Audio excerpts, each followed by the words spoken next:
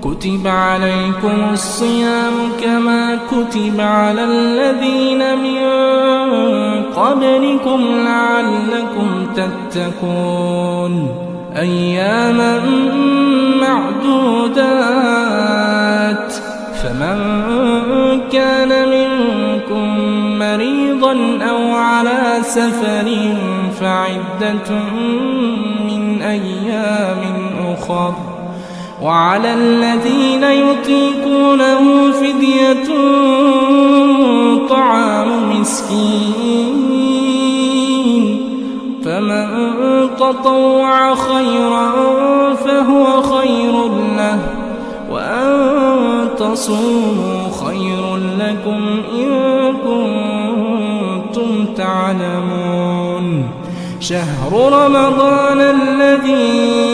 أنزل فيه القرآن هدى للناس وبينات من الهدى والفرقان فمن شهد منكم الشهر فليصمه ومن كان مريضا أو على سفر فعدة من أيام أخر يريد الله بكم اليسر ولا يريد بكم العسر ولتكملوا العدة ولتكبروا الله على ما